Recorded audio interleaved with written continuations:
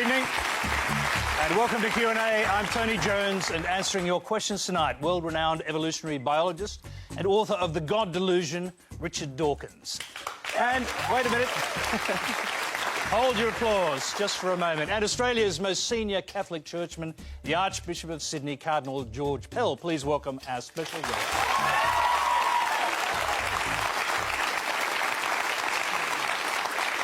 OK, Q&A is live from 9:35 Eastern Time and simulcast on News 24 and News Radio. Go to our website to send a question or join the Twitter conversation using the hashtag on your screen. And stay tuned for the chance to join Quanda Vote. You can register on your smartphone or smart device at the address on the screen. The address is quanda.vote, quandavote.tv, I should say. Our first question tonight comes from Naomi Roseth. At Easter, Australia's religious leaders invoke the name of God in order to preach peace, tolerance, political integrity, social and moral fortitude, all obviously positive and worthwhile values. My question is, in what way is the practice of these values dependent on an existing God? Is it possible for an atheist to be a peace-loving, socially responsible person? Richard Dawkins, let's start with you. Well, obviously the answer to that question is yes. I mean, that could hardly be otherwise. It is true that Christianity has adopted many of the best values of humanity, but they don't belong to Christianity or indeed to any other religion. I think it would be very sad if it were true that you really did need religion in order to be good. Because if you think about it, what that would mean would be either that you get your morals and your values from the Bible or the Quran or some other holy book, or that you are good only because you're frightened of God, because you don't want to go to hell or you do want to go to heaven. Now, as for getting your morals from the Bible, I very sincerely hope nobody does get their morals from the Bible. It's true that you can find the occasional good verse, and the Sermon on the Mount would be one example, but it's lost amid the awful things that are dotted throughout the Old Testament and actually throughout the New Testament as well, because the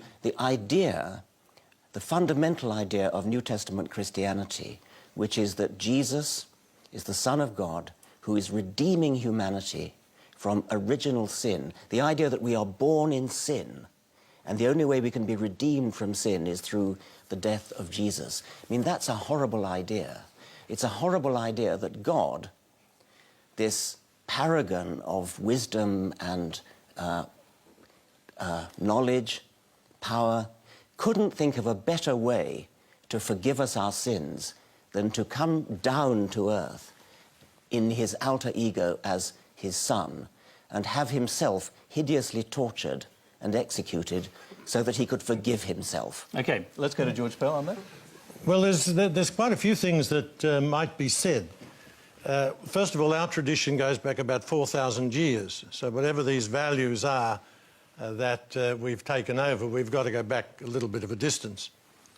And it's interesting to look at pagan Rome before there was Christian influence. 40% were slaves. Men and women fought one another to the death in the Circus Maximus or the Colosseum. Women had no rights whatsoever. Infanticide was practiced regularly. The noble families didn't want baby girls. Christianity changed that, not perhaps by itself, but largely. And the Christian story, we're Christians, we're New Testament people. There was an evolution in the Old Testament, and there are some awful things there. It developed. The notion of God was purified as it went through the Old Testament. Can I just interrupt you just to bring you to the point of the question, which was really about whether atheists can lead a good life and be good people and socially responsible and so on. Yeah, absolutely. You accept that? Yeah, absolutely. I think it helps to believe in God because there's a Polish poet, Milosz, who says that the opium of the people today is the belief that they won't be judged by God when they die, that those who've committed great crimes, done awful things, are going to get away with it, and that the people who've suffered unjustly, had terrible lives, that's it. OK. Let's move quickly to our second question. It's from Claire Bonner. Religion is precisely often blamed for being the root of war and conflict. But what about all the good it has done for our society? God-centred religion has been the birthplace of schools, universities, hospitals, and countless developments in science as well. Richard, if you believe the human drive to seek the truth and to constantly improve ourselves is merely a mechanism for survival, then what's the point and why should I bother? It's an astonishing idea to say, why should you bother just because we have a scientific understanding of why we're here. We do have a scientific understanding of why we're here, and we therefore have to make up our own meaning to life. We have to find our own purposes in life, which are not derived directly from our scientific history. When you say that Christianity has been responsible for a lot of good, including science, by the way, which is somewhat ironic, I think that most of the great benefits in humanity, such as the abolition of slavery, such as the emancipation of women, which the Cardinal mentioned both of, these have been wrung out of our Christian history without much support from Christianity. I, as an atheist, my friends as atheists, lead thoroughly worthwhile lives, in our opinion, because we stand up, look the world in the face up to the fact that we are not going to last forever. We have to make the most of the short time that we have on this planet. We have to make this planet as good as we possibly can and try to leave it a better place than we found it. Now, to some degree, you've already answered this, but there is a follow-up question. I'm going to go to that now. It's from Rebecca Ray. Okay, my question for you today is, without religion, where is the basis of our values? And in time, will we perhaps revert back to Darwin's idea of survival of the fittest? Richard Dawkins, you can answer that, and I'll bring in Cardinal Pell. I very much hope that we don't revert to the idea of survival of the fittest in planning our politics and our values and our way of life. I've often said that I'm a passionate Darwinian when it comes to explaining why we exist. It's undoubtedly the reason why we're here and why all living things are here. But to live our lives in a Darwinian way, to make a society a Darwinian society, that would be a very unpleasant sort of society in which to live. It would be a sort of Thatcherite society. And we want to, I mean, in a way, I feel that one of the reasons for learning about Darwinian evolution is as an object lesson in how not to set up our values and our social lives. George Pell. Well, it's interesting because I think in the space of about 2 minutes, Richard has said two different things.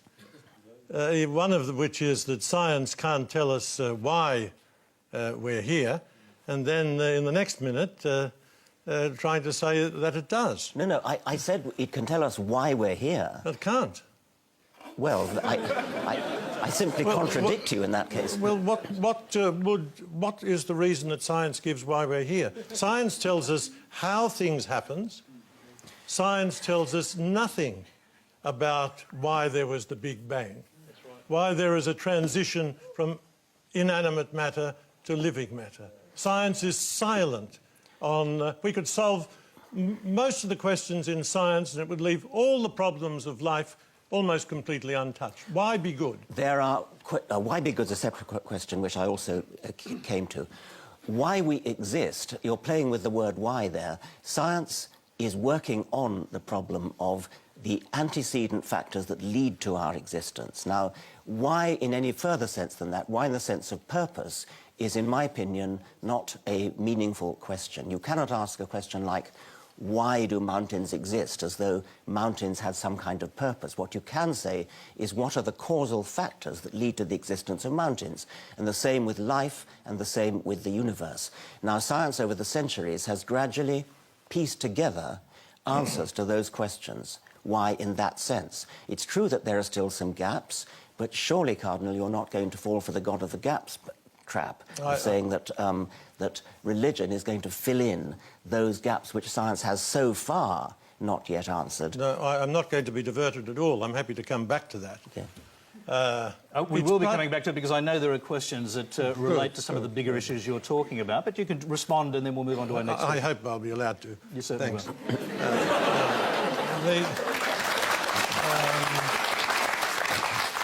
It's part of being human to ask why we exist. Questioning distinguishes us from the animals. It's to ask why we're here. So I repeat, and this is a commonplace in science, science has nothing to say about that. As whatever it might say about mountains, it can't say what is the purpose of human life. And it's not Maggie Thatcher who was the epitome or the personification of social Darwinism. It's Hitler and Stalin. Because it's the struggle for survival. The strong take what they can and the weak give what they must, and there's nothing to restrain them. And we've seen that in the two great atheist movements of the last century. No, that's ridiculous. That is ridiculous. Nice unbiased audience you've assembled here, by the way. Right, let's clearly distinguish two things here. First, atheism had nothing to do with Hitler or Stalin. Stalin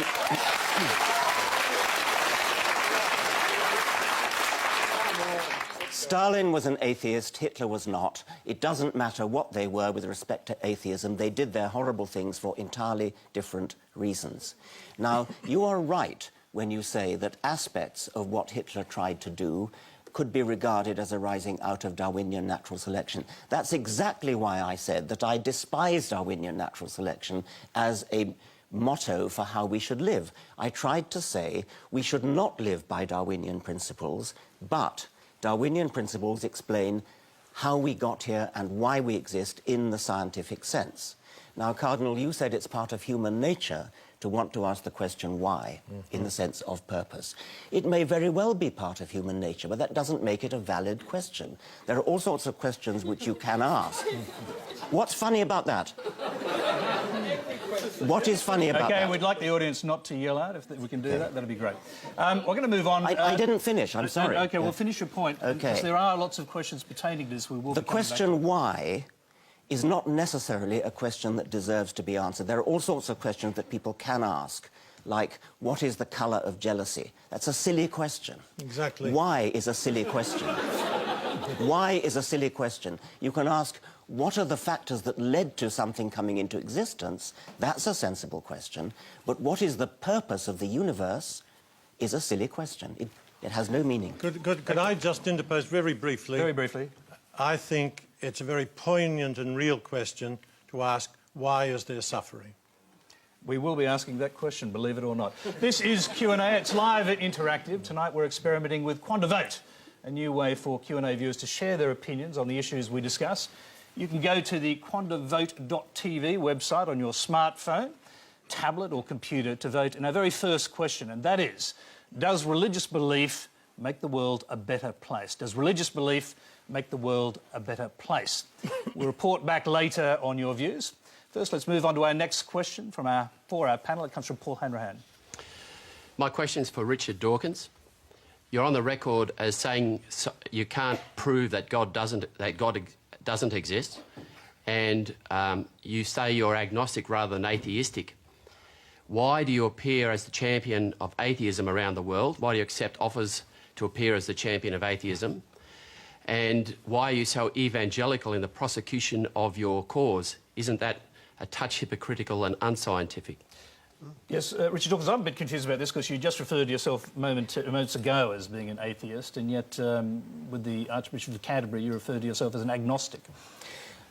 In the God delusion, I made a 7-point scale. 1 is I'm totally confident there is a God. 7 is I'm totally confident there is not a God. 6 is, to all intents and purposes, I'm an atheist. I live my life as though there is no God. But any scientist of any sense will not say that they positively can disprove the existence of anything. I cannot disprove the existence of the Easter Bunny, and so I'm agnostic about the Easter Bunny. It's in the same respect that I'm agnostic about about God. What proof, by the way, would change your mind? That's a very difficult and interesting question because, I mean, I used to think that if somehow, you know, great big, giant, 900-foot-high Jesus with a voice like Paul Robeson suddenly strode in and said, "I exist, here I am." But even that, I actually sometimes wonder whether that would... I think you're hallucinating. Exactly. I agree. I agree. Can I ask you, well, can I just put the question to you? Could you ever provide Richard Dawkins with the sort of proof he requires for belief, scientific proof of the existence of God? No, because I think he only accepts proof that is rooted in sense experience. In other words, he excludes the world of metaphysics, say the principle of contradiction, and he excludes the possibility of arguments that don't go against reason, but go beyond it. But could I make one little suggestion as to why Richard calls himself an atheist? Because in one of his blogs in 2002, he was discussing whether he's an agnostic or a non-theist. He said he prefers to use the term atheist because it's more explosive, it's more dynamic. You can shake people up. Whereas if you're just going around saying that you're an agnostic or a non-theist, it's not... these are his own words. Well, let's let Richard Dawkins... I don't remember saying that. It wouldn't totally surprise me. It's in 2002. It's an ongoing issue. What's the best way? There is a problem with the word atheist, especially in America. I don't know whether it's true in Australia. There's a lovely woman. I'm blocking on her name because I'm jet-lagged. She's Irish-American woman. Anybody help me? There are quite a few Irish-American women. Sorry about that. Sorry? No. Anyway, I do apologise personally to her for forgetting her name. She's an actress and she's got she did a film on how she escaped from the Roman Catholic Church, and it's a very moving film, and at the end her mother discovered that she was an atheist, and her mother phoned her up and said, "Well, I don't mind you not believing in God, but an atheist?" Her name's Julia Sweeney. So it's suddenly come back to me. I strongly recommend that. Now, the point is that the word atheist, unlike just simply not believing in God, has bad connotations. And so, to some extent, people have wished to depart from that and change the name to non-theist or secularist or non-believer. And I waver back and forth as to what's the best name to use. I sometimes call myself an atheist, sometimes a non-theist, and sometimes just a non-believer. George Pell, can I just come back to you on this question of the existence of God? Why would God randomly decide to provide proof of his existence to a small group of Jews 2,000 years ago and not subsequently provide any proof after that? Well, I don't think there's ever been any scientific proof. I don't believe God does anything randomly, although he might set up a system which works apparently through, through chance, through random. But if you want to get something done, you've got to ask somebody. It's no good, say, my asking everyone in the congregation, "Will you do something?" Normally, you go to a busy person because you know they'll do it. And so, for some extraordinary reason, God chose the Jews. They weren't intellectually the equal of either the Egyptians or the... Intellectually? Intellectually, morally... How can you know intellectually? Because you see the fruits of their civilization. Egypt was the great power for thousands of years before Christianity. Persia was a great power. Chaldea. The poor, the little Jewish people, they were originally shepherds. They were stuck, they're still stuck between these great powers. That's not a reflection of your intellectual capacity, is it, whether or not you're a shepherd? Well...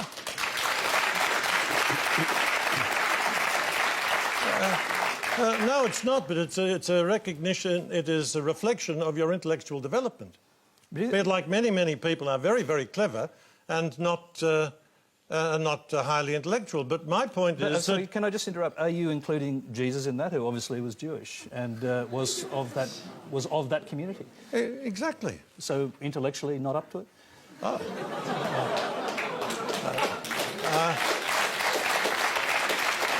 Well, That's a nice try, Tony.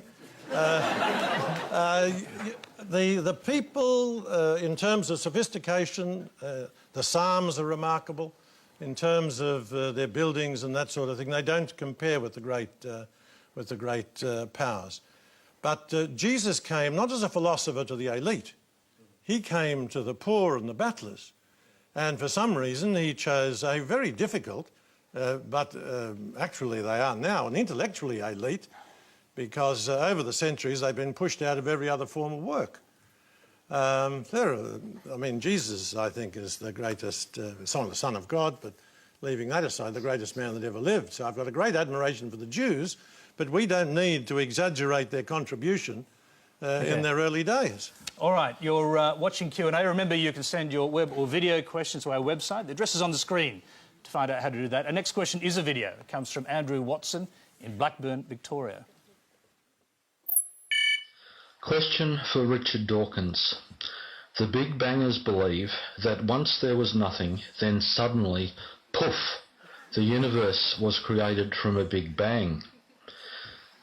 If I have nothing in the palm of my hand, close my fingers, speak the word bang, then open my fingers again, still I find there is nothing there. I ask you to explain to us in layman's terms how it is that something as enormous as the universes came from nothing. Richard Dawkins. Well, obviously you're not a physicist, and